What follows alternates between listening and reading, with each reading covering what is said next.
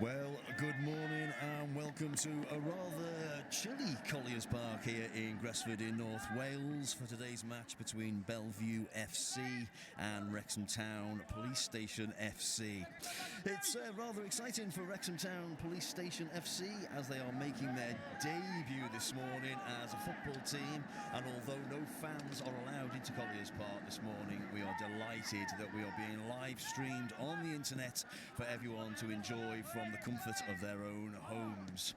Though disappointed that there will be no crowd in attendance, Sergeant Dave Smith of Wrexham Police Station is delighted that this game will reach a wider audience, and he said it would be great to have people here watching our first game, but the lifting of the Welsh COVID restrictions for crowds came a little too late for us to plan for the numbers that might turn up, and streaming the game is a great alternative and potentially allows a lot more people to take in the game.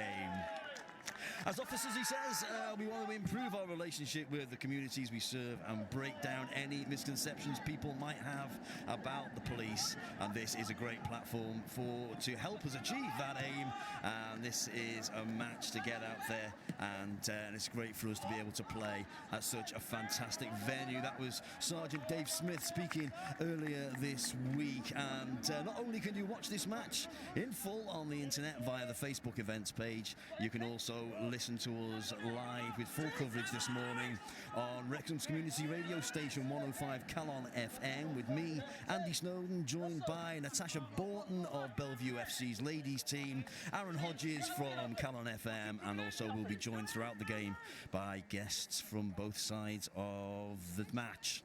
So to listen to our coverage on the radio, you can go to 105 FM in the Wrexham area, the TuneIn app, the smart speakers, just ask them to play Calon FM on TuneIn, or just go to our webpage, and that is calon.fm. So without any further ado, I am going to introduce my sidekick for this morning's match, someone who is described as a bit of a jack of all trades. She is a community activist, an artist, a poet, and a member, as I say, of the Bellevue FC ladies team, and that's Natasha Borton. Welcome. Good morning, thank you very much. There you go. I'm so excited. Is that a good description of you, do you think? Suits me very well. I'll put that on my CV. A lot of people, when I introduce them, they say, "Are you talking about me? Is that right?" No, I'm shocked. You got to fill the day, haven't you? Otherwise you get bored. Absolutely. So I was there doing my introduction. How's it looking so far? It's looking excellent. Actually, I'm pretty impressed with Bellevue FC really kicking the ball up the pitch. We've got some really strong players out there today, so it's going to be a really exciting match, I think. So for anybody watching on the live stream, Bellevue are playing in white, and the police are playing in blue from right to left. And there's a corner. Boom! Not the best commentary on the radio, I don't think. Just go oof, but a terrific free kick, just taken up nicely by the goalkeeper. Right. So Natasha, I suppose we should say, just to keep everything nice and polite, I should say Happy New Year to you. Have you had a lovely Christmas? Did you have a nice New Year? How did it all go for you? Oh, it seems like it was hours away now, doesn't it? It does, actually. Brilliant. Welcome to 2022. We're kicking it off with a start in Wrexham, aren't we? Well, I think, we always think that January's, a time for the blues, but it always seems to fly by for me, and I don't know why. If you think a month ago, it was actually nearly Christmas Day. Oh my gosh. So that is, And for you, to try and keep Christmas, are you like a traditionalist? Do you do the same thing every year, or do you like to mash it up a bit? I'm a bit of a mix and a changer. It's Rolando ends up inside the goal. Shame it wasn't the ball this time. We'll try next time. Bellevue FC have just hit the bar, and the follow-up went and hit the post, and there's a penalty, is there? Is there a penalty? There's a penalty already. Oh, it looks like it. With only, 4 minutes gone? And a penalty. Natasha, who's taking the penalty? Is the goalkeeper taking the penalty? Oh, it looks like it might be Beefy, the goalkeeper, taking the penalty. Beefy, the goalkeeper. Yeah, he's also the manager of the first team. Oh, is he? Right, okay, here we go then. Beefy coming up. scores. 1-0 Bellevue, early doors. Fantastic. There we go. Let's write that down on our notes. So tell us about Bellevue FC. They've got quite a colourful, wonderful history, even though they've only been around since 2016, right? Yeah, they've done an awful lot in that time. They were set up to tackle adversity and barriers towards getting involved with sport and to bring community cohesion together through some active activity. And in that time, they've managed to champion good practice and equality, inclusion, diversity across a whole host of backgrounds. Right. So, whose idea was it to get the team together then? So it's a joint found. Delwyn Derrick, also known as Sheep, is the founder of the club, along with Jimmy Wright. But you've got a few players on the team that have been with them since the start, such as Tiago Ginger, who's been with them right from the beginning. Right. Okay. And both of those players are playing today, right? Yeah, they're both on the pitch at the moment. Delwyn Derrick is playing in midfield, and Jimmy Wright's playing alongside him. Fantastic, and it's a really good idea actually. And there's we at Calon FM have done quite a bit of work with the asylum seekers as well, and it seems that although there seems to be quite a bit of animosity towards people, there is also at the same time a lot of people out there wanting to help out wherever they can. It's a real mixed bag, and I think the ethos behind Bellevue FC in particular is to break down those barriers. We're not just talking about people as labels, we're taking their differences and saying we all have differences, so let's come together under that banner. Yeah. Which I think really helps. And you get to know people on the team. There are people on this pitch from mental health backgrounds, people from low demographic areas.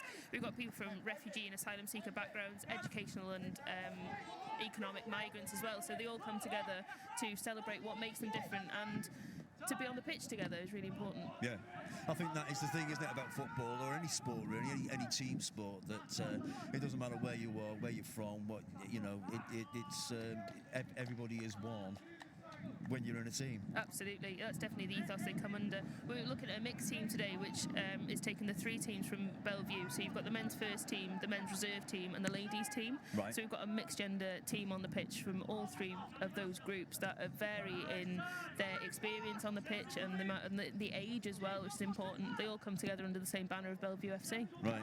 And you were saying to me earlier that you've been sidelined for a bit, so the detriment to Bellevue FC today is our benefit. So and it's brilliant. So you can give us your expert analysis on things. So I think we should read out the team sheets actually, because we haven't done that yet. And I think we're showing that we kind of know what we're doing here, but I think it's a good idea to let everybody know who's playing and where. Go on. No, absolutely. So in number one, our goalkeeper, we've got Steve Jones, who's also one of the managers from Bellevue FC. Playing at number two is Fionn Thomas, is from the ladies team. Playing at number three, right back we've got Olivia Kassab, who's playing from the ladies team. We've also got number four, which is Jason Ratcliffe. Playing at number five is Lewis Evans. Playing at number six is Pete Jones, who's also our captain this morning for the first half. Number seven, we've got Tiago Ginger. On number eight, we've got the founder and secretary of the club, Delwyn Derrick. Number nine, we're sitting Rolando Bertrand. Number 11, we've got Samantha Jones, who's one of the lead coaches from the women's team. And at number 14, we've got Jimmy Wright. Fantastic. And on a normal day, when they are not playing matches like this, are they in a league? How does it work? Yeah, so Bellevue FC sit in the Tier 5 of the North East Wales League. They're men's first team. The reserves team and the ladies team aren't currently registered, but they're looking for the future, so we're looking for more people to join the team, always. Right. And they play their league matches as well as looking for friendlies between clubs with similar ethoses across the country. So they play with mental health clubs from across North East Wales and from the Northwest. Is it on a weekly basis? Do you get many matches in? It depends how the league falls, really, but they do tend to play on a Saturday. Most Saturdays they're out playing across the country. So even if they haven't got a match on, they'll try and get a friendly in. So such as this match today, they didn't have a league fixture, so they've been able to put this match on today with the Wrexham Town Police Station FC. Right, brilliant. And of course, this is a mixed team. Both. Let's explain as well. For Bellevue, they've got two teams playing today. They've got the first half. They've got one team, and the second half they've got another team coming on. The police, on the other hand, are playing their I don't know what you'd call it, but it's their first 11. I said their first 11. I don't even know how many players they've actually got so far. But yeah, it's a mixed team today. It's not normally like that. It's normally the guys against the guys and the ladies against the ladies. And that's how it normally is. Yeah, when we come to league football, they tend to play within their gendered teams. But when we are friendly, such as we had a hate crime awareness tournament in October, there we played some mixed teams as well. So we do try to keep it a mixture, because it helps all sides to play with different abilities. Yeah, brilliant. And I think as well, the ladies' game is very, very quickly, I think, and I don't know if I'm just saying that from an outsider's point of view that doesn't really know that much about it. It seems to have gone from strength to strength really quickly. I was watching the documentary a few months ago about the ladies' game, and it seems to have been going for a long time. I mean, back in some wartime, but they were never really taken. Sorry, there was nearly a goal there for the police. They were never really taken that seriously, but over the last, 10, 12 years, it's really taken off the women's game professionally. Absolutely, and I think that's down to a number of factors, including things like the Welsh national women's team have done amazingly in their tournaments over the last couple of years. This week alone we had the win from Chelsea women team, which has made headline news, I think, in some places, which you wouldn't have seen years ago. No. It also comes down to funding. There's been an awful lot more conversations around how we fund our women's team and how we bring them up to the same equity as men's teams, so in football, and how we look at gender equality across sport. So there's a lot of conversations going, which I think have helped that. Yeah, I completely agree with you. The ladies' game is it's terrific, actually. I've got a friend who lives in South Wales who works with the. Oh, sorry, I thought we were going to get smacked by the ball there for a moment. And she works with the youth team down in South Wales, and she actually comes up here to Colliers Park. And let's just talk about Colliers Park for a second, because the facilities here are terrific. I mean, they're absolutely fantastic. And Amazing. You must be gutted that you're not playing today, because I presume on a normal day-to-day, teams like Bellevue, they don't get to play on a pitch like that they've got here today. It's terrific, actually. No, it's a brilliant facility, and amazing to have that so close to Wrexham as well. I think it's the first pitch of its type, really, so close to the town centre as well. So it's a brilliant opportunity. Plus, like you said, they're a tier 5 team, Bellevue FC. So we're normally playing in backfields and on top of mountains and in all kinds of rain and weather. So it's beautiful to see such a great facility and use it properly. Yeah. Oh yeah, fantastic. Okay, and so let's just remind anybody that's just tuning in, you are listening to 105 Calon FM and the live stream going across the world on the internet of Bellevue FC against Wrexham Town FC. Wrexham Town Police Station FC making their debut here this morning in this match in association with Wrexham 2025, the City of Culture bid. I'm joined, as I say, by Natasha Bolton from the ladies team of Bellevue FC. Natasha, let's have the team sheet for the ladies and gentlemen of the Wrexham Police Station. Absolutely, so it's brilliant that Wrexham Town Police Station FC are also playing a mixed team today. So at number 27 we've got Lance Montague. Number 17 we've got Gary Yarwood. Number 14 we've got Dan Jones. Number 23 we've got Dean Yarwood. Number 15 we've got Leah Evans. Number 18 we've got Emma Rudin. Number 25 we've got Dan Whitfield. Number 2 Mark Hughes. Number 5 Tom Norton, that's our captain for today. Number 6 Rob Morris. And goalkeeper Ollie Hurd Evans. We've also got some subs throughout the day, so we'll keep you updated on them and their numbers as they come on the pitch. Fantastic. It's a really good atmosphere here actually today. It's got a feel to it like a cup tie of some description. Although we're not allowed to have any fans here, there's a lot of people on the sidelines and are all getting very much involved. And I've been asked to actually apologise if you do hear any fruity language from the sidelines. It's not our fault. People people do get excited watching football. They do get excited. Let's bring Aaron in. This is Aaron Hodges from the Breakfast Show on Calon FM. Good morning. I'm very much out of what I usually do on a Saturday morning. Yeah. This is probably one of the first football games I watched in a very long time, maybe 10 years. So you're a self-confessed. You're not exactly a football addict, are you? No, I'm not. But I just came here to do the tech. Yeah. Yes, indeed. But I love any match, me. You know, whether it turns up on the telly, whether I'm taking the dog for a walk and there's a match on in the park, I'll always stop and watch. But both of these sides, I mean, on a technical level, is this seems quite high. This technically. They look really well matched, actually, and I think that's making. Hey! As we speak, Oh, there we go. I hear Yarwood screamed in my ear, so I presume it was he that scored. So that's Bellevue 1, and the police have just equalised with cracking goal, actually. 10:53. It's a shame. I might have to watch the live stream back a little bit later on. Definitely. And we've got a substitution here as well, and that is who's that just come off now? Number 17 is Gary Yarwood. Gary Yarwood, with the goal scorer has come off. Oh, there's two Yarwoods. Oh, hang on a I don't minute. know if they're brothers. And They're number cousins. 17's gone on and back on again. Oh, it's all gone a little bit pear-shaped. The police can't be cheating, surely. Police have suddenly got 12 players on the pitch. I don't know how that works, but no. Anyway, so 1-1. Yeah, as I say, we were saying it seems, as I say, you know, I like watching a match. I can't really describe myself as an expert when it comes to knowing anything about tactics or anything like that. But so this seems quite high to me. Yeah, they do seem like they're putting all their effort in. I mean, I know that the predominant tactic that we've talked about between both teams today was just to go out there and enjoy yourself, to have fun. And you find that that's when the players play at their best, because there's not the pressure of trying to win, they're just trying to enjoy themselves. And you actually get the most out of the game and all. And I think that's definitely being replicated to the people who do get the privilege of being on the sidelines. They're getting involved, aren't they?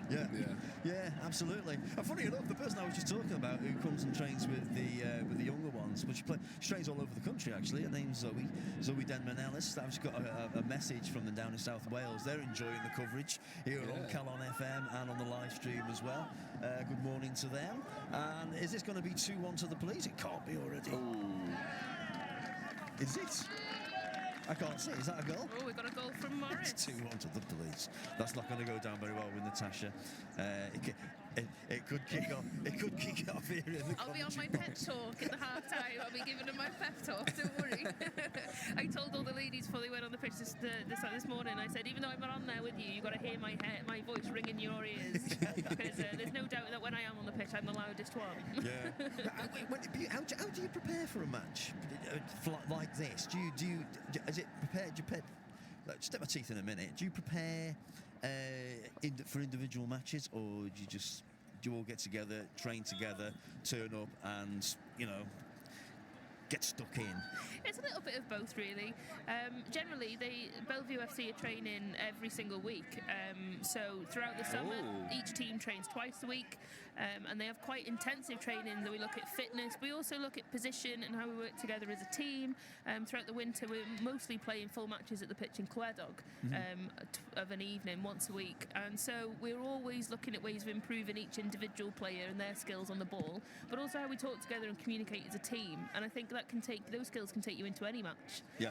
And so what the benefit we've had is, I think, throughout the winter they've actually been playing together. The women's and the men's team have been training on similar sessions, so they've got used to playing together, which is what I think comes down to the way that you can see them gelling on the pitch now. So they try and develop individual players and how we look at the game as a total, and then as we're coming up to individual matches, there'll be team talks and tactic talks, and listening to each other is really important. All the players talk to the coaches, and it's a real dialogue about how we're going to go out on that pitch and just make the most of it, not even win the game, but make the most of the experience. Yeah. All right, brilliant. Oh, here we go again. Nice. Good save from Beefy there. I think he saw that one coming. It was almost great down shot his throat, that one. I mean, Andy, you were saying about the atmosphere a couple of minutes ago. The atmosphere is amazing. You know, It is, isn't I think it? you'll find that with any sport. You know, even if you don't really take part or watch the sport, when you do, you know, you're kind of immersed by a great atmosphere, and that's very much what I'm feeling today. Well, I feel the same. I mean, exactly what you just said. I mean, any sport that I mean, even, you know, like we got the Olympics coming up, and I get quite excited by that. You know what I mean? There's something about that. I just think, oh, marvellous. Even though the Olympics this year are going to be broadcast in the middle of the night. But the tennis as well. Tennis in Australia, that's in the middle of the night. But as I say, I'm a sucker for the football. I think we're seeing two interesting tactics here. Like, obviously, you've got the police, and they're together as colleagues, have got a great camaraderie, particularly with the public health services, and we're seeing it as well on the pitch, how they come together and play together and communicate. And it's great is having another 11 players from Bellevue FC as well, because we've got that camaraderie within the club. Yeah. So I think that's what we're seeing on both sides, is both sides just want the best on the pitch. Yeah. Do you do a lot off the pitch, but in a sort of in that camaraderie way? Do you like to get together a lot? We do a lot of community work, and I think that brings different members of us together. We've got the WhatsApp groups, and we share memes and gifs between a lot of us. It's never stopped. Sometimes you have to mute it just to get a night's sleep. But they're a great bunch, and we all talk together, and we share in similar interests as well. We've got a lot of musicians on the pitch. We've got a lot of artists. We've got a lot of community champions on the pitch as well, that we see each other in different settings. So we're really lucky to have such a wealth of community out there. Yeah. So, yeah. I mean, we did have a Christmas social. Okay. I won't talk too much about it. I might have had a couple. They do say, if you can't remember it, it was a good night. I'd say the banter level was high. Yeah. Fantastic. Let's talk about COVID for a minute, because I mean, obviously for the last 18 months, 2 years, for everybody, it's been an absolute nightmare. I mean, on a personal level, did you cope all right? Was you all right? Do you know, it was difficult, and I think it was difficult for everyone, and in a way, it being difficult for everyone made me feel a bit better about it, because we could all have a whinge and a moan together about what it was like, but keeping each other safe was such a high priority for everyone. Yeah. I did find it difficult. How did you get on with it? I got to be honest with you, it was a bit in stages for me, because I was kind of, you know, and I don't say this lightly. I do consider myself quite lucky. I live in Gresffordd. I had all my family around me. All my kids were back from university and everything, so it was, for a bit, it was quite nice. You know, and I'm almost a little bit kind of missed the first bit a little bit, because I did really enjoy it, but as time went on, we sort of went from kind of thinking, oh great, we've all got a bit of time off work, and then after about a month we were going, oh, what's going on here? This has gone a bit crazy, this. Yeah, absolutely. We had an injury then. Just a little bit of a limp on Delwyn Derrick. We thought that would happen. Oh, is that a typical of Delwyn, is it? Yeah, pretty much. We brought the ambulance. It's his ride home. Well, you've always known you're going to get a lift home, don't you, if you bring the ambulance here? He's back on his feet now, though. He's all right. Shake it off. Yeah, but yes, I do. I did find the whole. I found the whole. Let's call it an experience weird. The lockdown. It was. It was surreal, and from a club perspective as well, you know, we're dealing with a lot of people who've got a lot of mental health issues, so there was a lot of reaching out to individual players and making sure that everyone was still okay, and keeping those group chats going, because that was a lifeline to some people during that time. Yeah. And obviously, when we're dealing with people from a refugee or immigration background, their families are miles away, and they might not know what the situation's like in their home country. There's a lot to consider. So I think as soon as regulations allowed, even when it was 3 players and a coach, they were having small sessions in order to get people back, and fitness is such an important part of well-being that they've followed the guidelines the whole way through, but as soon as there was an opportunity to get everyone out, that's what we've done. And even today, you know, we've still got all of our safety policies in place. We're still looking at not mixing. We're still looking at keeping everyone as safe as we can, which is why we can't have obviously spectators today. Yeah. It's a way of keeping us all safe. Yeah. Oh yeah, definitely. Yeah. We have quite a lot of workers that are part of the NHS as well, so that's been a huge part of our outreach and looking after the players. You've got several members, particularly from an economic migrant background, that have come to Wrexham in order to work for the NHS, and so looking after their well-being has been really important during the whole pandemic. Yeah, I think people assumed, and some may say rightly so, that we did look out for the. Oh, we've been joined by a ball. We have. You got hit by the ball then. Goodness me. I think that came off Delwyn's.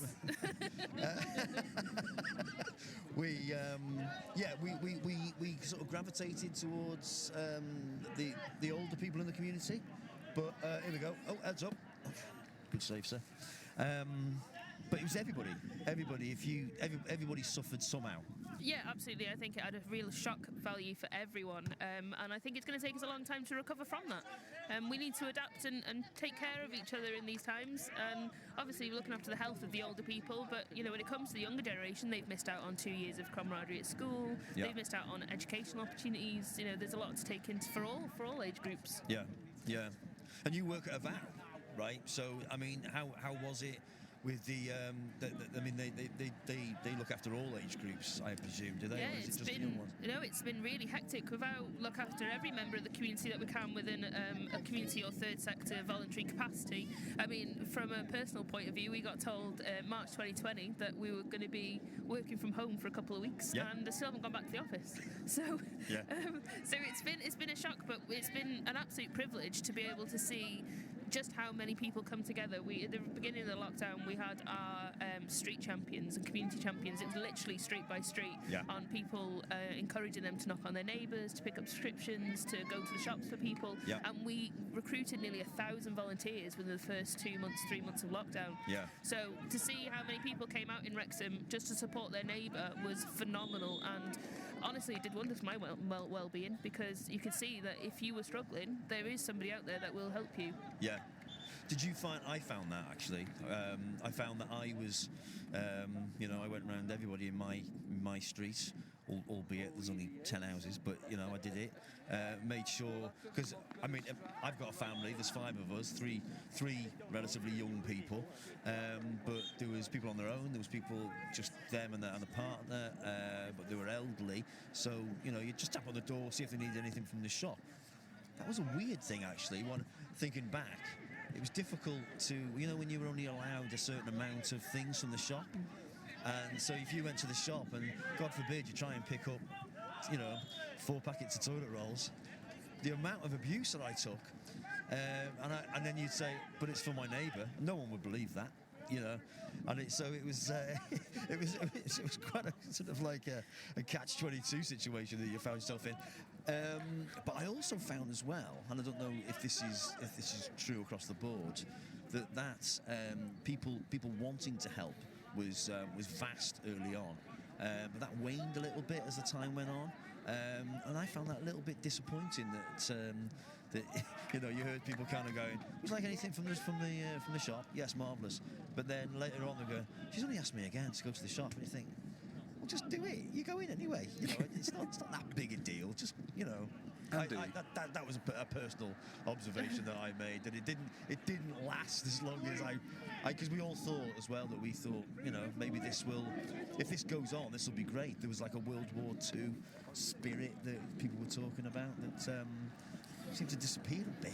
Well, what we saw was we had to do individual engagement for the first couple of weeks of the start of the pandemic, and then after that, organisations were able to put the structure in place to be able to provide that support. So what we found is vulnerable members of the community that had been leaning on their neighbours, after a while were then able to lean on organisations that had the skill set and the training to deal with their complex needs in those situations. So although I think, I do agree that in an individual level, people started experiencing burnout, and that's a real problem for volunteers as well. But organisationally, they started stepping in and really looking after their entire community together. So it was a really mixed bag, I think. Yeah, completely agree.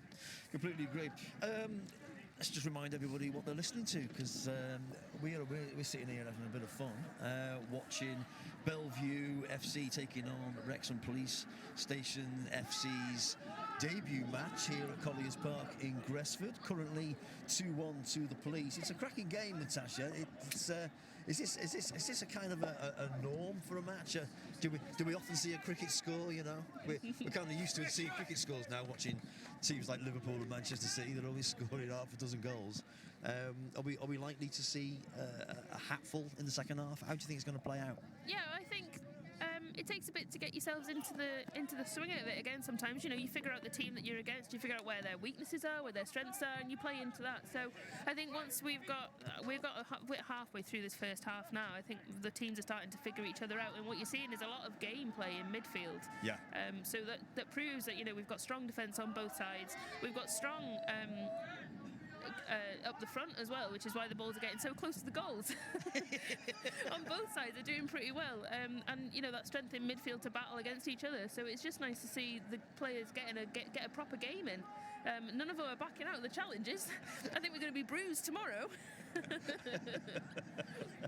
Yeah, and I can't see, you know, the Bellevue players will be walking around tomorrow saying, "That bruise there, policeman did that." Yeah, I can see that already. And also as well, let's talk about this, because we are in association with Wrexham 25. It's the City of Culture bid for Wrexham in 2020-25. Tell us a bit about that. What's going on with that? Wrexham City of Culture bid, I think, is a really exciting time for Wrexham. It's an opportunity for us to champion our heritage, our amazing, you know, sporting achievements, our fantastic culture and the community and people of Wrexham, and to put it on a national scale from the City of Culture validation and accolade for us as a town, isn't it? Oh, as a county, because it's the first time that you've been able to apply as a region. So I think that's why Wrexham's gone for it this year. So you don't have to be a city to apply for the City of Culture bid this year. So we applied an entire county, and that's everything from Chirk to Penley, and everything in between. So it's not to be confused with wanting to be a city. It's not that. No, absolutely not. No, it's not that. Thing. They're two completely separate bids. Yes, a lot of people seem to be against that idea. They do, yeah. I think, we've got a strong identity in Wrexham, haven't we? And I think it takes a big mindset to change that. Whether it's a controversial issue anyway, but whether you agree with it or disagree with it, either way, we're looking at how we identify as a region and what that means to us. And I think that's the crux of that debate, isn't it? Yeah, absolutely. But I always find that the City of Culture is there's something warming about that. The whole idea about that is it is lovely. Do you know who they're up against? Are they in? Is there a sort of, I don't know, what's the word? How do people choose it? How do you put your bid in and hope for the best, or how does it work? Well, I think so. They applied with 40 others in the first round, and I'm sure we'll get someone else with a little bit more knowledge of the process to have a chat with us in a little bit. But then they've been long listed to 8. And then we're waiting now in February for the shortlist, which goes down to 3. So then we'll know, and then I think it's from either May or September that we'll know what's going on with the bid next. So we're one of 8 at the moment, which is really exciting. That's just really be down impressive, to 8. isn't it? I can't. I'm just very quickly trying to do the math. Yeah. So they've knocked 32 out. Aaron, you're better at maths than me. Following 20 bids, they were long listed into 8 locations. So Armagh City, Banbridge, Craigavon. Yeah, I'm not very good at pronouncing things. Cornwall, Bradford, County Durham, Derby, Southampton, Stirling, and us here in Wrexham. So it really pretty much in with a good chance, really. Because as you say, I mean, I presume they look at all of those things that you listed there that is great about our town. Yeah, absolutely. We've got a free kick coming. Free kick for Bellevue FC with Beefy from the goal. I don't know what happened with the Wrexham Police Station FC there, but they've given it away. And he takes it. He seems to be the choice for the big kicks, the goalkeeper. Is he... Beefy. Beefy, hold on a minute. Beefy by name, Beefy by nature. Beg your pardon, anybody listening on the radio? That was a near miss from the police. or how it looked from where our vantage point. Who's your team, by the way? Who do you normally support? Do you know what? I don't have a team. Do you not? No, I mean, and I say this whenever I get asked, because you're bound to get asked in football, but I support community groups, Right. because the only time I was really interested in football was Bellevue FC, because of the ethos behind it. Yeah. And when I got on the pitch was when I thought, oh my gosh, this is quite good, actually. Yeah. So Yeah. I think I'll give this a go. But I support Wales, I support Wrexham because they're local. Yeah. I support all the community teams that are in the grassroots football because they're just doing brilliant things for their community, aren't they? Yeah. Oh yeah, completely. But I was going to say, because Wrexham used to Wrexham FC, they used to train here. I don't know if they're still here now. Are they? I don't think they train here anymore. Oh, I'm not sure. But Who do you support? well, my team is Liverpool, but I'm the same as you. You know, if I'm a little bit of an oddity, I've been told, because if a British side's in Europe. If a British side in Close to Bellevue FC there, Jimmy Wright giving it a go. I'm no John Motson, but that was the sound you'll get if somebody has a near miss. Yeah, but if a British side's playing in Europe, if Man United are playing Borussia Dortmund or something, I will support Man United, but I am a Liverpool fan. Liverpool are my side. I think I'd be careful there. Derwin Derrick's quite a strong Borussia Dortmund fan. I think he'd have you on Is that he? one. He is, yeah. Oh, we'll wind him up about that later. Remind me to say that later, just for a laugh. But yeah, of course, I support Wrexham, and I support, and I support Wales. I support England as well. When England did well in the Euros, it was. I thought it was good. I thought it was great. It was great for a national, to keep everybody. But everybody needs something to smile about. I don't know how many people in Wales were smiling, but I was. But my dad's English, so I suppose that kind of makes me half English, does it? I don't know. I don't know how that works. I know, controversial that. I've said it quietly. No one's turned around and looked at me yet, so I don't know. It's all right, the police are here, they'll protect you. You're fine. No hate crime today. Fantastic. What time did we kick off? I mean, we must be coming to the half time. 10:30 was it about? 37. 37. Thank you very much. We've had it from the man above. So half time coming up in around about. Come on, Aaron, you do the maths. It's now nearly 15:15, so there must be 10:37. 8 So minutes we're left of this half. 8 minutes left. 2-1 to the police as we speak. 3-1 as we speak. 3-1. Oh, you spoke too soon. 1 minute I say I support England, the next minute the police score, and Did you catch who it was? I didn't catch who it was. Go and find out who scored, Aaron. Who? Who do I speak to? Well, one of their friends. Okay, I'm going to go off now. Somebody in blue. Go and find us someone to talk to. Sure. Yeah. Yes. There's plenty of people here. That's for sure. Just Plenty of important people. Choose one you fancy. Could you imagine, right, being an important person and being approached by someone dressed in a tracksuit? No. Should we see if Morgan Thomas is available to talk to us about City culture? Yes. Go and get him. Okay. Oh, marvellous. Would you like to talk to us, Morgan? Brilliant. Hello. Here we go. Fantastic. How are you doing? You right? Wonderful. Yeah. So we're joined by Morgan Thomas. Morgan Thomas. Yeah. Fantastic. And you've been dragged over I have. by I Natasha to talk was about. taken by surprise then. I was enjoying the match and then. Yeah, how's things going? I You can enjoying it? Yeah, it's great. Personally, I'm supporting Bellevue. Love what the club stand for and that. But they lose it 3-1 now. 3-1 now. So that's. Yeah, there's a whole half left in there. I reckon they'll come back. Yeah, yeah. I mean, you've got a fresh team there waiting to come on, haven't you? Yeah, So yeah. a whole side. Anybody that doesn't know, Bellevue are playing two sides today. The first half are in white. The second half, a whole new 11 are coming on. Oh, so is it? Is that what's happening? Yes, Nice. in yellow. So so Cool, I hopefully didn't you'll go realise. home with a smile on your face. Yeah, well, let's hope the next 11 are better. Yeah, but really good atmosphere here It's today. ace. It's ace. I mean, it's a bit of a shame we haven't been able to have more, isn't it? yeah. You know, it could Yeah. have been good to have about 100, 200 or something here. But yeah, it's a really good atmosphere. Yeah. Really good. It's nice. Yeah, definitely. Ace. Next year, make this an annual event. Well, yeah, definitely. And like this, to be fair, I haven't watched live football for a very long time. Yeah, No. I've been meaning to go and watch Wrexham, but this is the first live match I've seen for probably a couple of years. Well, it's difficult. It's difficult to get a ticket to go and see Wrexham these days. it is, So it is. before we're not, told we're not allowed They're in. like gold dust, aren't they? Yeah. Yeah. Is that? It's not 4, is it? Is it? No. Oh. Oh, well, marvellous. So it's still 3-1. You're okay, Still Morgan. 3-1. We're good. So, we're good. yeah, but it would be a good idea to do this on an annual event because for what you're here to discuss is the Wrexham 2025 City of Culture bit. Tell us about it. What do you want to know? I want to know absolutely everything. Yeah, What's it about? Well, yeah, I mean, obviously, so it's bidding to be UK City of Culture, which I should mention has nothing to do with becoming a city, because it was because of the Queen's Jubilee, it was opened up to regions, not just cities. So Wrexham are bidding as Wrexham County, not as Wrexham Town, or city as Wrexham County.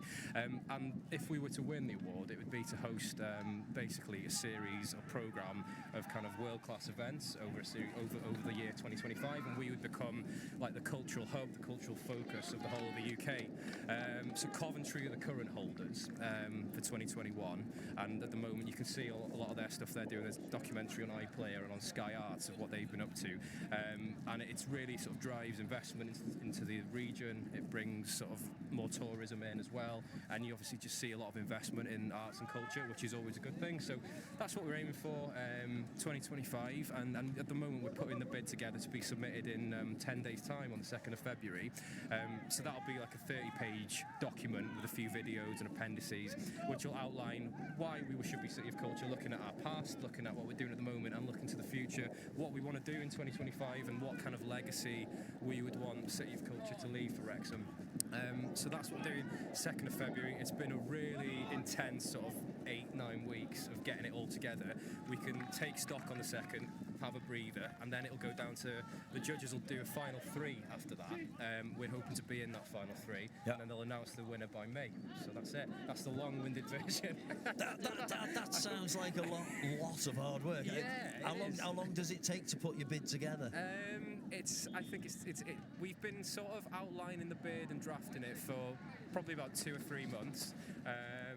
And sort of, I think we're in the final stages now, getting all the content together. I think this next couple of weeks is the kind of crucial final point.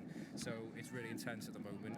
We've got our bid writing team. We've got a few of us who are at home, locked away because it's a secret document. We can't have any leaks, as you can imagine. So they're all working from home, keeping it on a very secure document, passwords and all that, so that it doesn't get leaked, because obviously that would be catastrophic. So it'll be submitted by the 2nd of Feb, and then we can put our fingers crossed and hope that we do get down to the final 3. I think the bookies at the moment are making us like joint favourites, which is always good. Wow. Yeah. All right. Amazing. Yeah, I think we are. I haven't checked for a while, so we'll probably have to do that. I'll do that at half time and I'll let you know. Yeah, do. Morgan, you went down to Coventry, the current City of Culture hosts, aren't they? So do you know how what? did that get on? I actually didn't get sent to Coventry that day. It was a few of my colleagues, but yeah, they went down there, and I think they went to sort of a conference, and I think they saw like what Coventry had done, and like sort of all the kind of amazing cultural pop-ups, outdoor stuff, all the venues they've got, kind of as a result of achieving that title. But also just like the spirit of people. I think they realised that people generally the people in Coventry were very on board with the idea and very proud that they were City of Culture. That's the kind of message I've got from the rest of the team, and that's that's the stage we're at the moment. Like talking to local people, doing events like this. We've had a load of applications in. We've had 75 applications in we're doing grants of up to £1,000 to put on an event or activity to sort of promote City of Culture. So at the moment it's like getting the local people on board like with the journey, and sort of bringing that sense of pride together, and just try and do it as a team, because at the moment, because of the way we've had to do it, it's council-led, local authority-led, but the intention is to have it as a sort of charitable trust that will be, local people from all different backgrounds leading on it. So, yeah. Right. That's it, really. So when you say like the events that they will that be sort of like from the beginning of January 2025 until December? As far as I'm aware, yeah, definitely. I mean, I think we'd probably want to like build up to it a bit before, so in sort of late 2024, if we were awarded it, we'd probably start the process of putting events on and starting to build the momentum. But yeah, from January until December 25, you'd have a programme of events essentially, and they'd be all sorts of things all across the county, and trying to get as many people as possible involved. What sort of events are we thinking about? I think a lot of places tend to do like big sort of carnival events, street parties, that sort of thing. But I think definitely do that sort of thing. But we want to like look at all the strengths that we've got in Wrexham already. So we've got like amazing international music festival, Focus Wales. We've got the football club, who's really on the up, and sport in general is a massive aspect. So I think sporting events and music events are going to be key. We're also like the UK capital of play. We've got places like the Venture in Kaya Park and the Land in Plasmadog, who are like world-leading venture playgrounds, and play is a huge part of Wrexham culture. So, events linked to play. We've also got T Pawb, National Art Gallery, International Art Gallery, represented like Wales in the Venice Biennale. So, arts events, exhibitions, and community events. We've got so many venues now in Wrexham Town Centre and the county. We've got amazing venues. We've got amazing like heritage buildings. So it's like looking at how we can make use of all those venues and do something really cool. But as I say, like working with local people to do that programme of events is key, and not sort of democratising it and making sure everybody's represented within that. So, I mean, we were just discussing COVID just before you came on. Hopefully that'll be sort of less of an issue in 2020. Exactly. Hopefully by then we'll be going, remember COVID? That was a weird thing. It's been great over recent years to get the football stadium used as a concert venue. Yeah. To be able to get that back will be... Well, because we're talking, like, we're not just talking sort of a couple hundred people at an event for if we were to achieve City of Culture. It'd be like large-scale stuff like that. Yeah. Using those venues with a sort of 10,000, 20,000 capacity, if not more, to put on these kind of, world-leading events. But that's not to say that the grassroots stuff that is already happening in Wrexham won't be continuing to happen. It'll just be giving them more of a platform, more funding, and hopefully making those organisations and those venues more sustainable and create a legacy for them in the future. There's also potentially an opportunity to develop new spaces, as well as using our existing spaces, developing new spaces as part of City of Culture and investment that come in, having new venues and having more infrastructure to have a sort of a really sustainable creative scene here in Wrexham. Is this the first time Wrexham have tried to get the City of Culture? Or? I believe it is, because, as I said, it's only been opened recently to regions, so previously it was just literally cities. Oh, right. I'm of the thinking that they should probably change the title now if it's going to be open to, but I don't know if it's just a one-off, because it's the Queen's Jubilee. So that's the reason why regions have been able to apply for it and not just cities. Okay. So that's why Wrexham basically been able to go for it. But it is the first time. Right. Yeah. And I think, as you say, that's what's confused a few people. I think thinking, so. are we a city? What happened to that thing? So presumably, I think some people have assumed naturally that Wrexham was now a city. But as you say, it's anybody. The good thing about City of Culture is the politics around city status, which let's be honest, there's been a lot.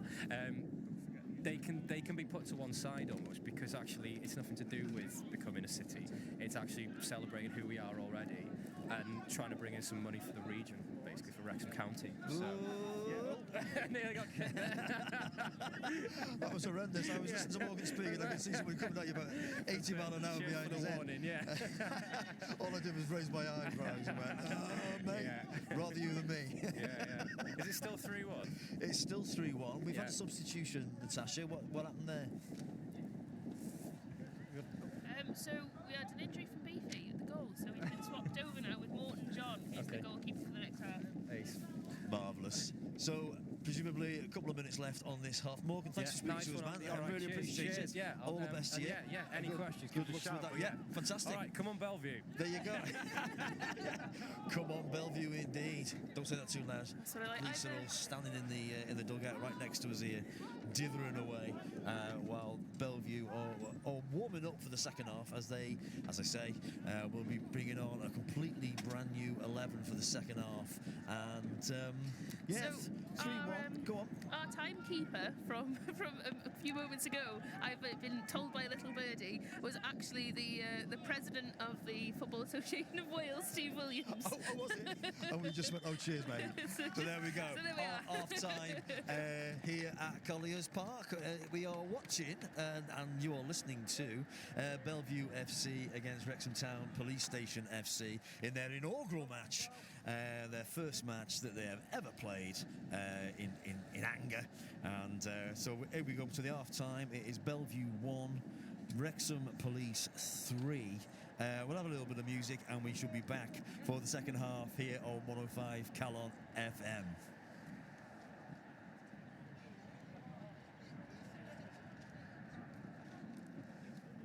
You know, you can't get the you can't get the staff.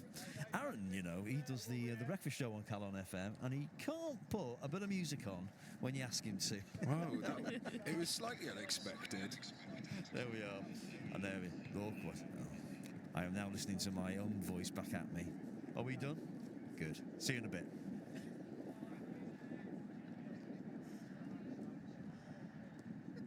Sounds amazing. Enjoyed that. Fabulous, lovely. I think I've said to Craig he's going to send Steve Williams back over for a little chat.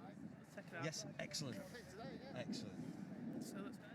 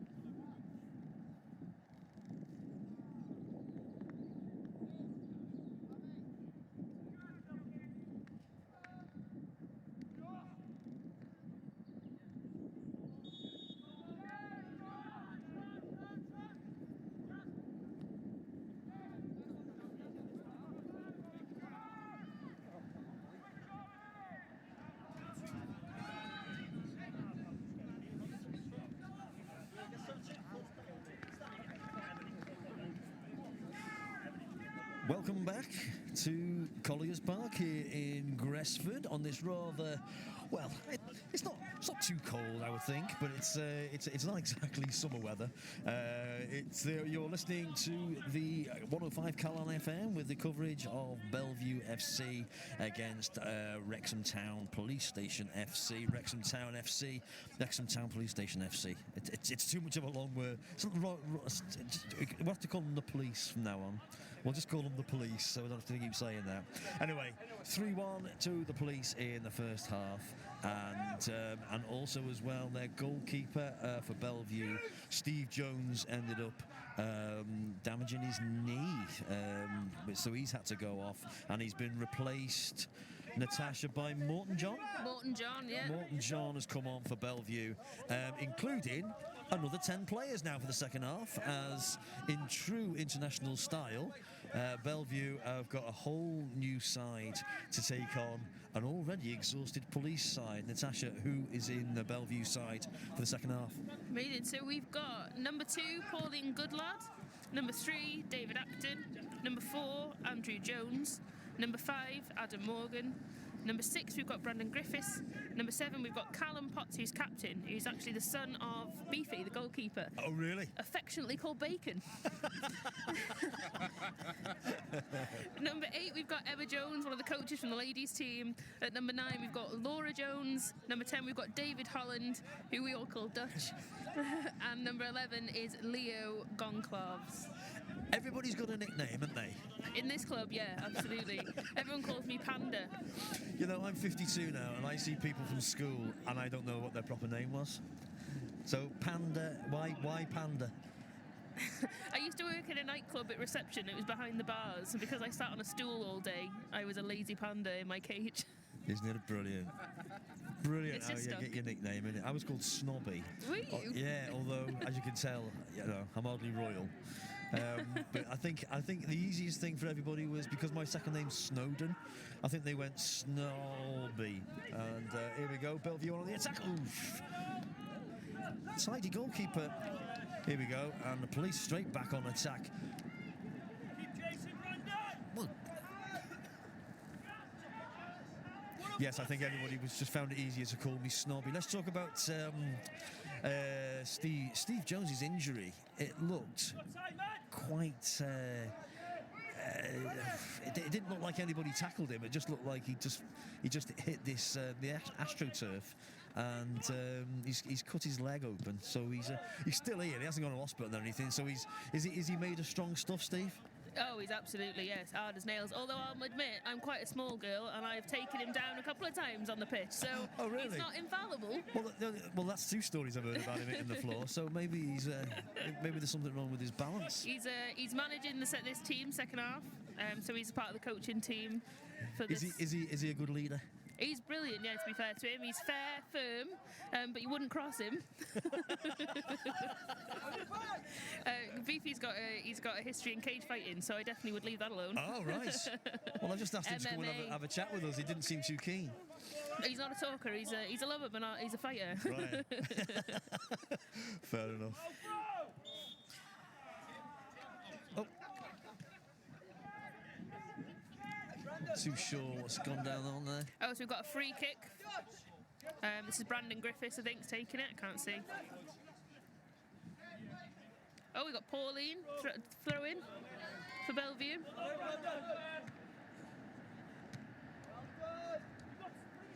I think what I like most about this team out on the pitch, and we've seen it from the first half as well, is how well the guys and the girls play together. Yeah. It's something we've been working on an awful lot in training, is how we work together as a team, and we work to each other's strengths, which is brilliant to see. Is there a selection process, or literally, if you want to play, you can join? Well, if you want to play, you turn up to train and you play, and then we take it from there and see how we see who gets into which team. It's part of the reason why there's 3 teams. So there's the men's first team, which is our starting 11, if you like, with our subs, and then you've we've got the men's reserves team, which is like how we continue development through football, and then the ladies team, which is the only grassroots senior ladies football team in Wrexham. So as many ladies as we can cram into that one. So it must be difficult then to find teams to play against if you're the only one in the near area to play. Yeah, it's going to be a bit of a drive. We're going to be taking the minibus across North Wales coast, I think, but the scenic route. Well, it's not actually. That's actually quite a nice thing to do. I used to work with a touring company in Mewn for a theatre company, and normally we'd do theatre and education shows, and we'd go into schools. But come November, December, we would tour community areas like libraries, anywhere that would take us. Some places we went to they didn't even have electric, so we had to take a generator for the lights and whatnot.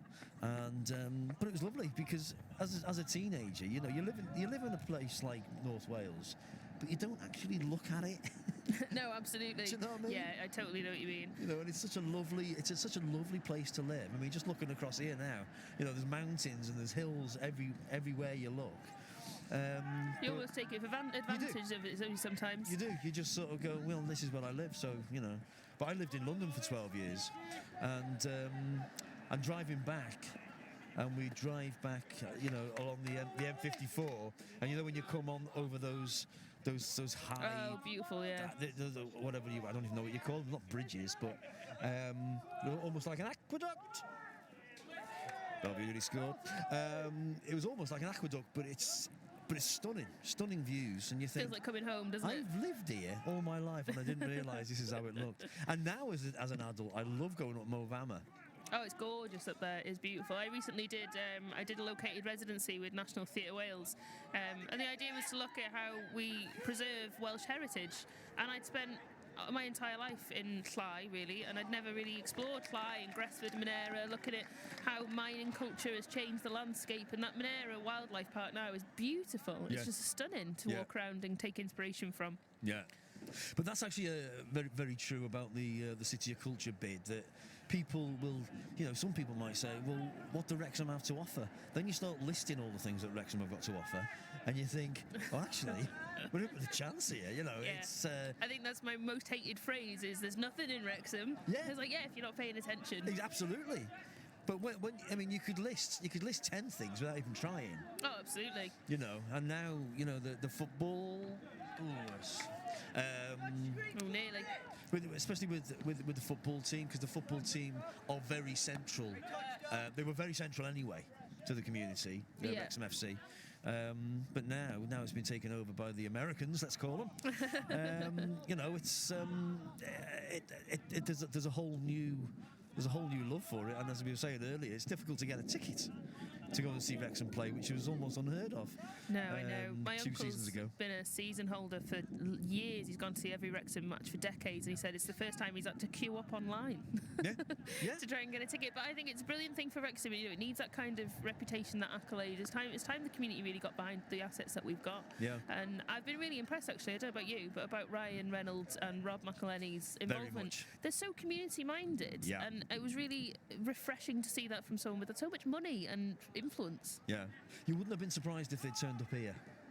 Do you know what I mean? Yeah, absolutely. That's the kind of the impression you get of those guys when they came and did, but they came and had a little look around the town, and I mean there was a furore everywhere they went, which you would expect, but they'd done their homework about the town. They'd done everything, and they, it's not all about money, but they were very, very kind and generous to give a lot of people a lot of time and money for projects all over the place. Yeah, they've donated a lot to GoFundMe's online and things like that have been similar. I know they did, I think it was Ryan Reynolds and his wife, Blake Lively, that's her name, I think? Oh, I'm sure. They donated £10,000 to one of their players, unfortunately experienced stillbirth, and they donated it to the local charity Sands for the Wrexham Miler, which is just phenomenal. Yeah. To be that include up to a local area that you're not from, and actually to care so much that you put money forward for it. It makes a massive difference to those charities. Yeah, definitely, 100%. So, let me just remind everybody what we're doing here. We are watching Bellevue FC taking on. Oh, there's been a tackle there. Who's going to get a bit of? Oh, they're shaking hands. That's not in the spirit of the game. Oh, I think Dutch has got we've got David Holland with a free kick. See what he does with that. Do you have a star player at Bellevue? We have, you know what, we have a few, and what I found interesting with Bellevue is that sometimes it changes per game. It depends on the personalities that are on the pitch sometimes, who they're going to platform forward to shine. We've got some players who've got a lot of goals between them, like a lot of our star strikers, people like Rolando Bertrand, and I think David Holland as well is actually getting up there with his goals. Right. But we've also got a lot of key personalities. You know, Delwyn Derrick plays on the pitch as well as being the founder and quite outspoken about equality matters within sport. So we've got people who've got different strengths, which is really exciting. Yeah. I often wondered if you were a bit of a betting man, who would you have a few quid on for getting a hat trick, but you know. Whoever, just as you say, it depends who you're facing. Really, you don't know how it's going to play out. No, you know, I think one of our best strikers is actually from the women's team, Samantha Jones. She is phenomenal. They've joked a couple of times about shaving her head and see if she'll go in the men's team. But I don't think she's into it. But she's a brilliant striker. And always looks for great opportunities. So there's a lot of really strong players on the pitch.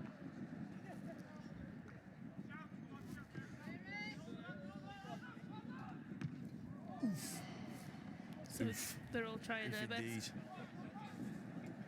We could do with some players, Aaron, who played in the first half to get their insight and on what it was. Go and get one of the police. Let's have a chat with one of them.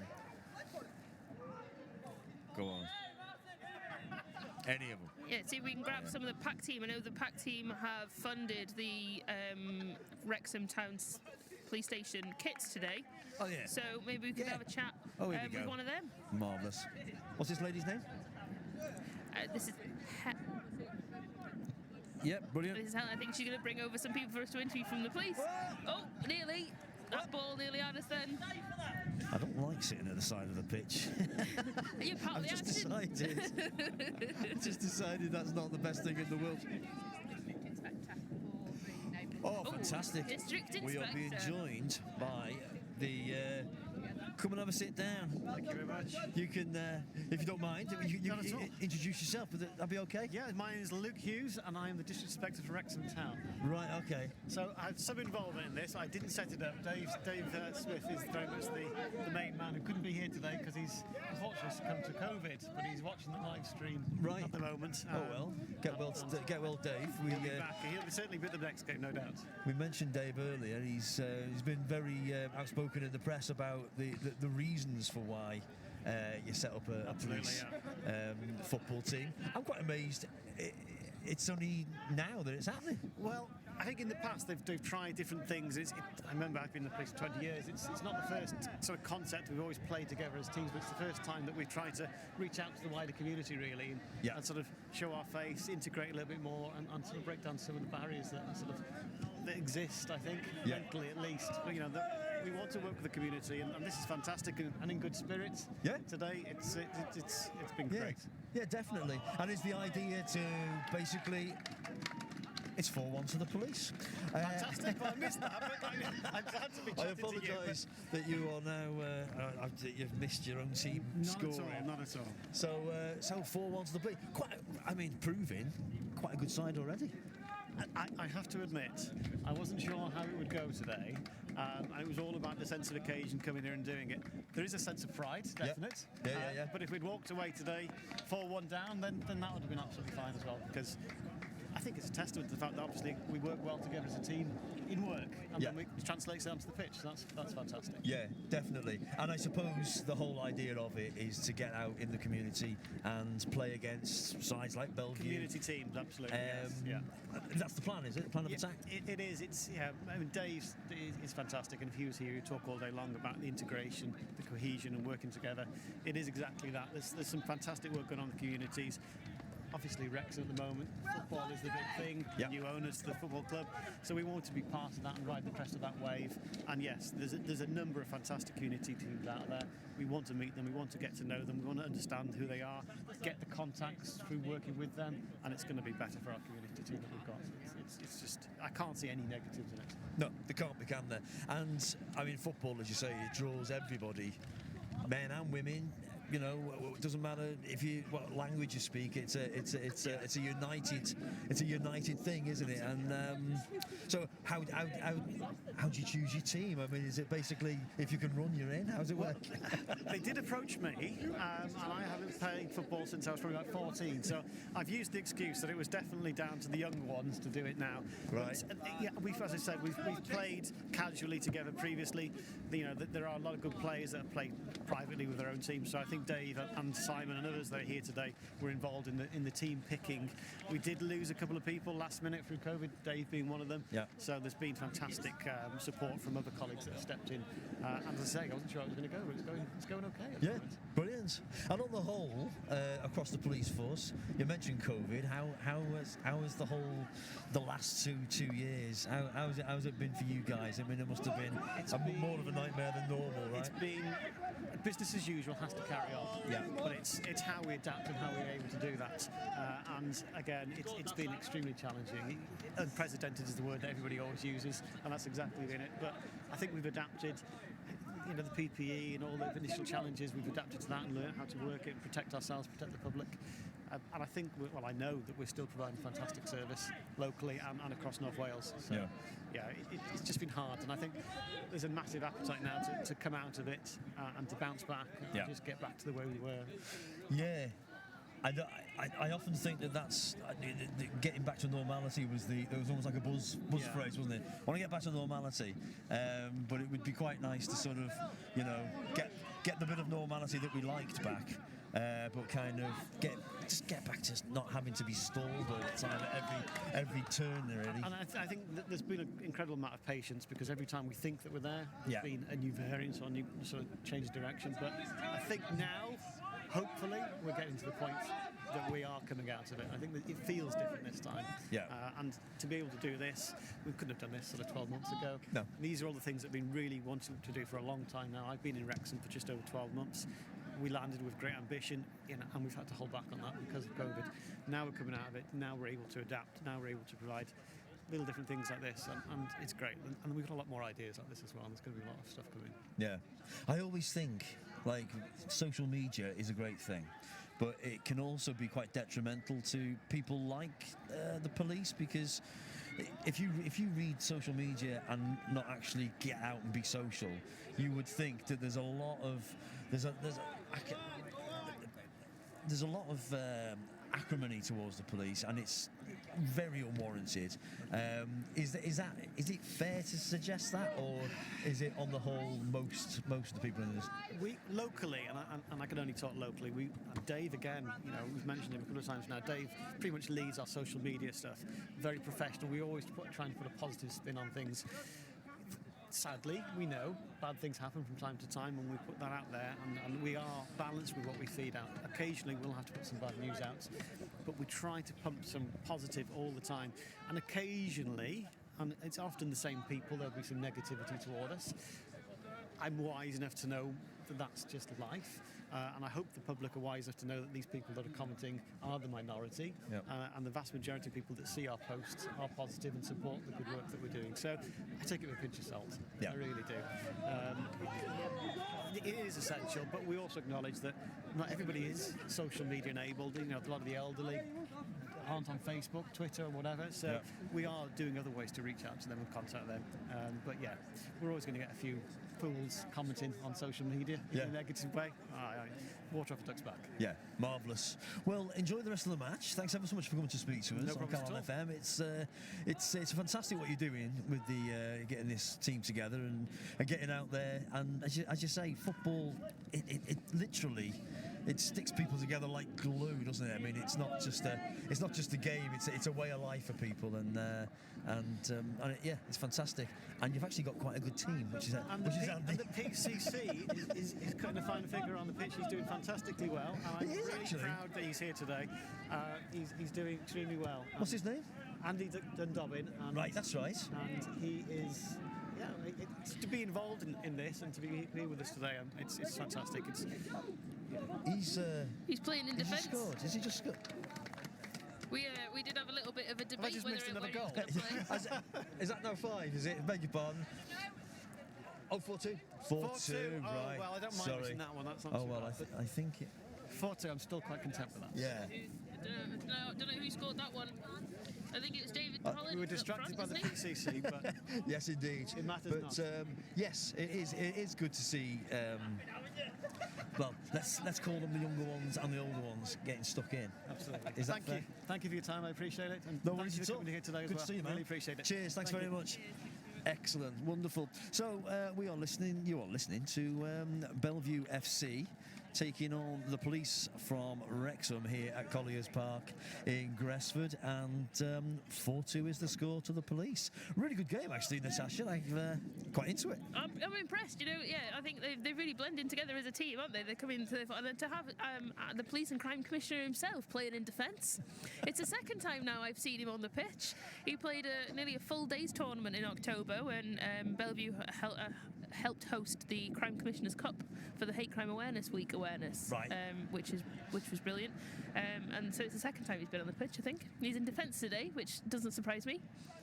Is there a place in a football team that isn't as tiring? Because I always think a striker or a midfielder, they have to run everywhere. Defence, they've only got to run up to the sort of halfway line, and the goalie, that'll suit me. Doesn't have to run anywhere. Is that Do you know fair? what? I've played in goal and it's really tough because it's like stop-start. So you're sitting there watching your team play and they're quite miles away and they're suddenly a little bit closer and then all of a sudden they're really on top of you and you've got to start diving for a ball. You don't know where it's going. Defence, you've got to be a bit more like a brick wall. Yeah. But there's quite a lot of running involved with defence as well. But midfield's the one. Midfield's box to box. Midfield, you just take the entire pitch and see who you can take down with you. Yeah. No. That sounds like my kind of position, to be fair. I wouldn't mind being the striker. Striker just sits up top waiting to get the ball and then aims it at the goal. Well, they used to call him a goal hanger when we were in school. I couldn't be a striker. No, I just like tackling people. Yeah, that Take does them sound off like their the fun feet, see what part, doesn't it? happens. Yeah, I don't know for me. I'm more of a sit back and watch kind of guy. But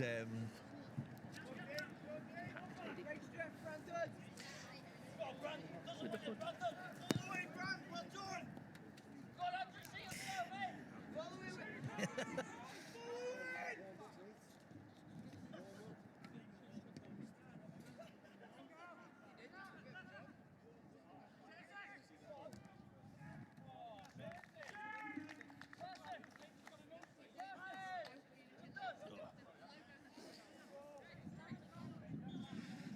beg your pardon. We are just getting ourselves organised here with another guest. Hiya. Hi, How how are you you? doing? I'm all right. Can you introduce yourself for us? So I'm Helen Corcoran. I'm the superintendent from North Wales Police with responsibility for community safety and community engagement. Right. Okay. And how important is today for everybody? Oh, really important. It's part of our work that we do about engagement with our different diverse communities. So this is a superb event, which obviously Dave Smith has been instrumental as a neighbourhood sergeant, pulling together. You've seen the brilliant spirit, the engagement between the players, really good parts. Yeah. And this is just one of a programme of different matches. The number of different communities who want to play against the police, and that helps break down some of the barriers in that engagement work.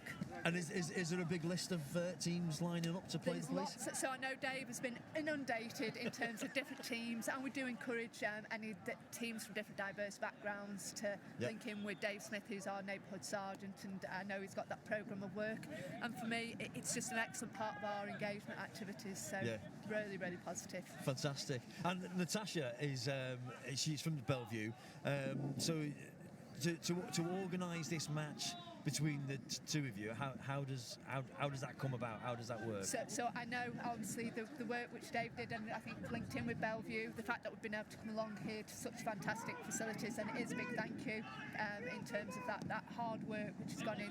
So I know it's taken a lot of planning, a lot of different involvement, but it's for us to have and to say come along to facilities like this, it's just superb. So it is a big thank you for your involvement and helping to pull that work together. And I know Dave obviously has done that work linking in with each of you. Yeah, I know Dave's worked really closely with Delwyn Derrick, who's the founder and secretary of Bellevue, and they've helped pull this together. And a lot of support from the Football Association of Wales as well, which is brilliant to see so many sectors. We love multi-sector work. I did just get a brief announcement for substitution for Bellevue FC. So we've had number 3, Dave Acton, has been substituted, and we've got number 16, Jason Ratcliffe, come back on. Marvellous. Was that a goal then? Did we just miss a goal? No, it was. We've got a. Oh, it's a free click from Bellevue's goalie, Morton John. Marvellous. Are you a big football fan? I am, but I'm actually, our team currently are top of the league, but also now being here, I've got to support obviously our local Wrexham football club, but I'm a Manchester City supporter in terms of that can't have different everything. parts and different sides, but have been since I was a tot. So Right. So through all the good and the bad with Man City, they've my father-in-law and my brother-in-law are big Man City fans. So I'm a Liverpool fan. So it's weird because I was saying earlier that if a mate of mine supports a team, I can support them as well. But not if you're playing Liverpool. But if Man City were playing Man United, I'd be leaning towards Man City. I have to have those allegiances. I transferred across from Merseyside Police, so have both that Liverpool and the Everton side of things, and Tranmere. We've got to make sure that they put out there for each of the Merseyside teams and that local support. So you work in Wrexham. So I work. I've got responsibility across the whole of North Wales. So I'm based at St Asaph, but we've got our teams based at Wrexham. So I've got community safety staff at Wrexham, St Asaph and at Carnarvon, so we work across. So today, part of the reason why I'm down here, you'll see on the shirts for the police team that they've got the North Wales Community Alert logo. Right. So for that is a new website that we've got, and I will put out a thing for your listeners to sign up to the North Wales Community Alert, which is www.northwalescommunityalert.co.uk. That's so that you can get local information from what your local neighbourhood teams are doing. You've also had that opportunity to any of your local issues, be able to feed that into your local teams. We put out information there about different engagement events, appeals, activities in your local neighbourhood policing teams. So really encourage any of your listeners to sign up to that. Yeah, website. Fantastic. And we were saying earlier as well about COVID and the lockdown and how it's been a pain it's been a pain for everybody, let's face it. But for people like yourselves, it must have been extra stress. The stress of it must have been almost unbearable at times. Yeah, it's been a challenge for all staff and for our communities, and very much the model that we've had from policing side of things is about that engagement, the education, and that enforcement part as that at least side of things, because it is important for the communities and for us around that engagement. We've had to adapt how we've engaged with our local communities through the lockdown period. But I think it's been that challenging time for all of our communities and our staff in terms of those different sides. Hopefully we're starting to see some of the rates go down again, and hopefully we'll get back to some normality as the year go by. But real challenge for everybody at that time. And obviously football, as we've said before, it's almost a bilingual language, isn't it? Everybody, it doesn't matter what language you speak, you can all play it. It's fine. But what else have the police been doing with the community? Because obviously football, it's one of the best things you can do, because everybody, both sides are enjoying themselves. Sorry, spitting on you. So everyone's enjoying themselves. So it's great, isn't it? Just to get out there. What else do the police do in the community like that? So a whole host of things. So we do our work with our multi-faith forum and going out there. We do different cafes, different engagement with our disability groups. So lots of different things. We've got a whole work going on as well, which is called the Safer Streets Project. So we've been doing work there where we've been fitting crime prevention measures, so things like window locks, dummy cameras, and that too. Each of different people's houses to actually help to strengthen and prevent them being victims of crime. So that's part of the engagement that we've done. We also run a number of drop-in surgeries for our communities so that they can start to see that engagement with the policing. We also have, and I'll introduce you today from PACT, so we have different funding streams where community groups can actually feed and bid into, put some bids in for some money to help about their communities to actually help to offset some of the crime work that they've done. So I know Dave will come and have a chat to you about how our communities can start to engage that and work closer with police in their local communities. Fantastic. Well, thanks for coming over and speaking to us. I really appreciate it. Here on 105 Calon FM. It's 4-2. I know it's not about the score, but you're doing well. I was going to say, yeah, it's better than we thought. We weren't quite sure whether we would go from one end to the other, but no, great. And may this last and continue. But big thank you for Bellevue FC for allowing this, and also the Football Association of Wales. It's been great. So great stuff. Thanks, everybody. Thank you very much. Take care of yourself. Lovely. Wonderful. We're going to welcome Nick Jones from the Football Museum that's going to be coming up in Wrexham. So he's going to tell us a little bit more about what's going on. Obviously, a big part of the City Culture bid is going to be the home of football and how we're pushing Wrexham and its international football history. Excellent. Hello. Nick Jones, how are you? Yeah, I'm good, thank you. Marvellous. Don't look worried, man. no, I'm just cold. That's all. It is nippy, isn't it? That's one of the things about football. It's seldom played indoors. Yeah, unfortunately, that's true. So, are you enjoying the match? It's been played at quite a good level, actually. Yeah, I'm suitably impressed, I'd say. Yeah, no, I think it's been good competitive game.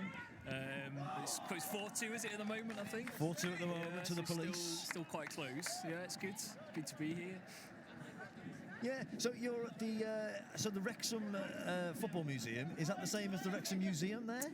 Yeah. So the idea is that Wrexham's got a town museum at the moment, which is about the local history of the area, and the idea is that it's going to be redeveloped to include a football museum for the whole of Wales. So it's going to be like a two-edged museum, Wrexham Museum on the Football Museum for Wales. It's a fantastic idea. So have you been asking people to donate things? How does it work? Yeah, so at the moment it's still kind of early days, so we're kind of planning the actual design of the building, and then we've been working on the sort of stories that we want to tell in the museum. And then, yeah, so we've been lucky enough to get quite a lot of stuff from the FAW recently. And they're going to donate some more next week, I think, actually. I saw speaking to the president today, he's here today. And we started to get things coming in from the public because we've now got a social media presence and been in the press and stuff. But as we kind of develop the stories and stuff, then I think there's going to be more appeals and more contact with fans to try and get more objects in, because there's a lot of good stuff in the museum collection already, but there's definitely gaps that we need to fill, so we'll need help with that as well, I think. Yeah. And is it about Wrexham FC? Is it about the stadium? Is it about Wales playing in Wrexham? What's it about? Yeah, so it's definitely a national museum for Wales, for football across the country. So it's the decision to have it in Wrexham is very much to do with Wrexham being the start of football in Wales and the kind of spiritual home, 'cause it's where the careful, sorry. Did he smash the cameras? You never know what's going to come. As long as they don't smash the radio gear, we're not bothered. Okay, beg your pardon. So it's about it's national, yeah. Yeah, so having it in Wrexham is because the FAW was formed in Wrexham, and you've got the racecourse, which is one of the oldest grounds in the world. So kind of Wrexham's a spiritual home for Welsh football, but then it's going to be a national about the whole of football in Wales as well. So right. Definitely is going to be a lot on Wrexham, but it's about the whole country. Yeah. So presumably, I'm only assuming you're a Wrexham fan. Are you life-born? No, I'm not actually. No, I'm afraid I'm other side of the border. So I came to the job because I used to work at the National Football Museum in England in Manchester. Right. Worked there for about 8 or 9 years, and then this opportunity came up to kind of set up a national museum in Wales. So yeah, I wanted to come and do that. So that must be quite exciting as interesting. I mean, what have you got at the moment as an exhibit that's really excited you? I think having looked through the collection over the last kind of year, I think the collection of national team shirts is really, really good. There's fantastic collections. You've got some real important ones. John Charles' first international shirt is in the collection. Right. We've got a shirt from the 1958 World Cup. Wow. Which will be Wales' only appearance in the competition so far. Yeah. But there's also a lot of shirts that are just really cool shirts, retro shirts that you see fans wearing on the terraces, and absolutely, all the designs that the team have had through the years. And we've got like lots of examples of those. So yeah, and then there's some kind of more obscure objects. So one of the favourites I quite like is there's a telegram from the Italian FA to the FAW, which basically gave permission for John Charles to play in the '58 World Cup. So something like that's quite, unique. Yeah. And the collection's been in the museum for about 20 years, but they've never had the opportunity to display lots of it. There's been exhibitions, but not like a concentrated sort of display. So now's the opportunity to do that. So, I mean, you've probably heard all the jokes about a museum about Welsh football. It must be a very small museum, but there, as you say, everything like that. When people, we all like to reminisce about things. Yesterday I was in the barber's and he had an old programme, and I think it had 2p written on it or something. Yeah.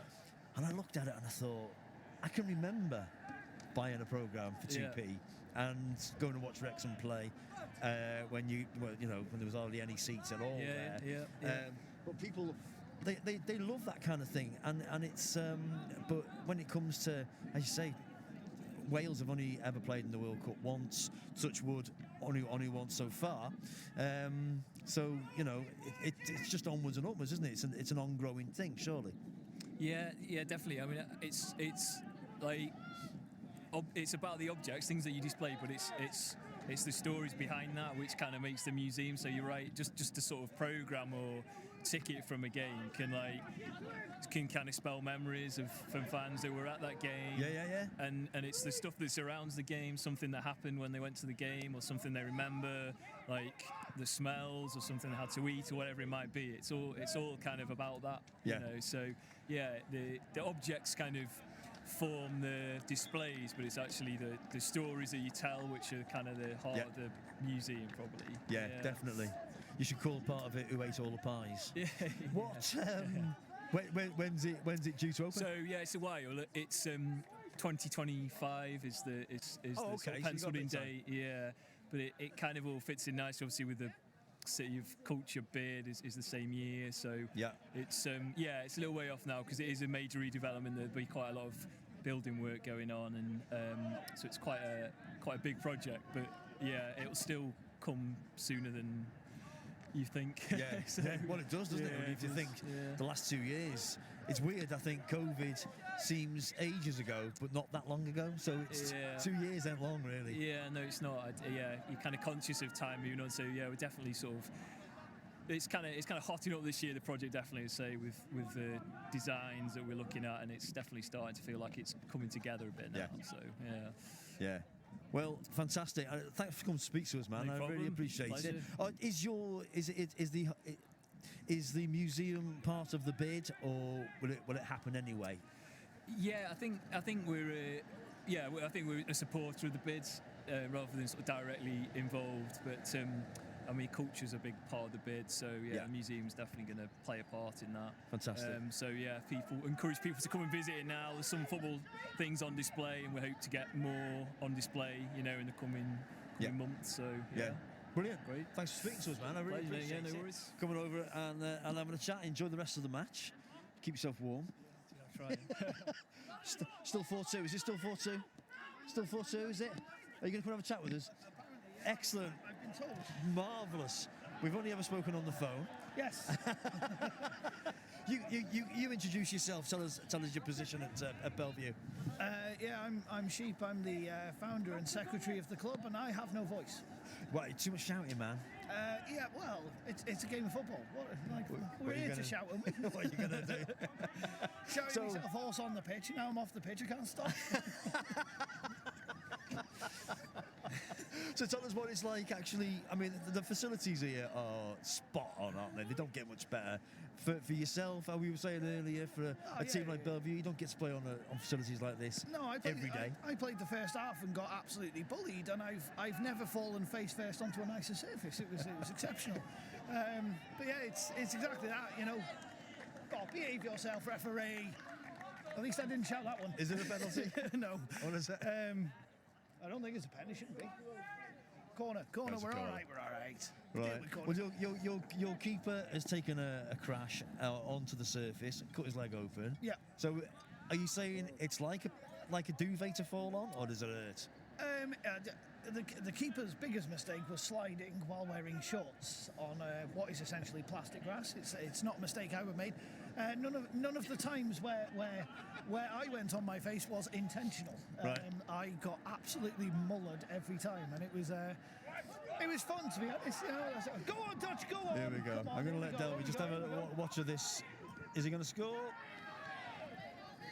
No. I really want to sign their goalkeeper. Is it? Yeah, they're good side, aren't they? Their goalkeeper's phenomenal. I go, Andy, seriously, can I have your keeper? Like, I want him. I'm not surprised they call him the cat. I was calling him something a lot ruder because he keeps stopping our team from scoring. But exactly that. Yeah. Well, your goalkeeper could be the cat because he's got 9 lives, or should have. Yeah. So tell us about this match. I mean, how important is something like this for Bellevue, for the community, for everybody? I'm glad you said for everyone, because it is for everyone. So, like, I've spoken to PCC's, like, media people earlier, and I'll say it again, like, too often the police get, I think, unfairly a negative perception in the public eye. So I think a lot of people look at the police with tinted glasses, because the bottom line is the police service's main job is crime prevention. It's not dealing with crimes, it's preventing it to make sure that we're all safe and well. And, you know, when you put them into a situation like this, when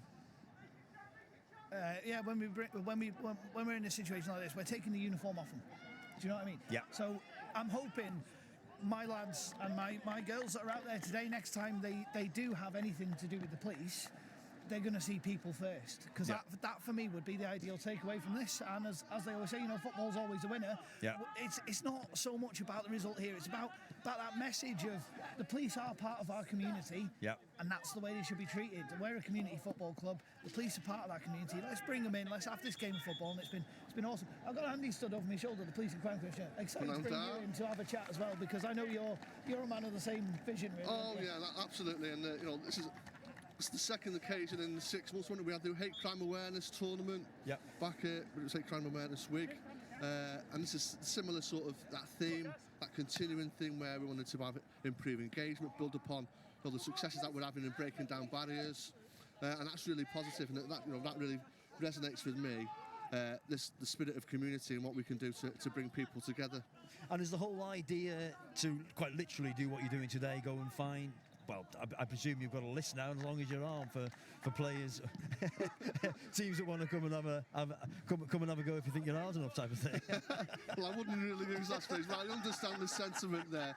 But that's what it should be about, and I know that there's other organisations who've been in touch, so like Yellow and Blue, are keen to get involved in there, getting a team set up, and who knows, in a few months we'll be able to have something on a more frequent basis. We've already discussed with PC Dave Smith about the potential of a return leg down at Bellevue over the summer. We could do that. Because Dave's put a lot of legwork in. Unfortunately, he's not here today because he's... we could have something for Easter. We could call it the Egg Cup for Easter. Oh, do you know what? I'm gonna straight on the phone to It writes Dave. itself. Yeah. Not just a pretty face.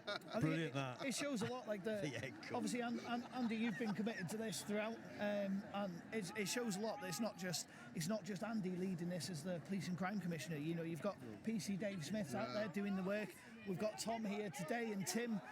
They're just as committed to this as anyone else. Oh, well, we're all part of the same cog, aren't we? Exactly. We're all part of the same cog, and if we're working together, look how powerful that is. Look at the power of people working together. That's exactly the quote from today, really, isn't it? Yeah, definitely. Exactly. And I've said it over and over again that, you know, football, it brings, it doesn't matter from where you're from, what language you speak. It's for everybody, and everyone, you know, and everyone can play in the same, either in the same team or against each other, and it's universal language, isn't it, football? Definitely, 100%. You okay? Oh, marvellous! I'm gonna have to move you on, Delwyn. I've got to make way. Steve's my boss. Thank you very much for chatting to me. Anyway. Cheers. Thank you very much, gents. Thank you very much indeed. Here we go. Cheers. Thanks for joining us. Oh my. Here we go. How important tell me, how important is a match like this for literally everybody? Very important, very important. It's great to see our beautiful game being broadcast in different ways and whatever. Yeah. And it's great to see that you've got community and police there together. A little bit of a high kick there. I think Brandon Griffiths tried to get you there. Pardon? I think Brandon Griffiths tried to get you there.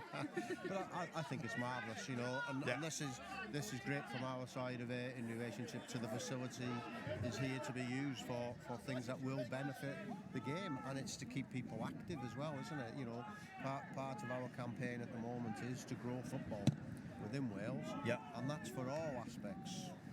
Yeah, that's superb. It's been so difficult with. It seems every other day there's a new rule put in place, you know.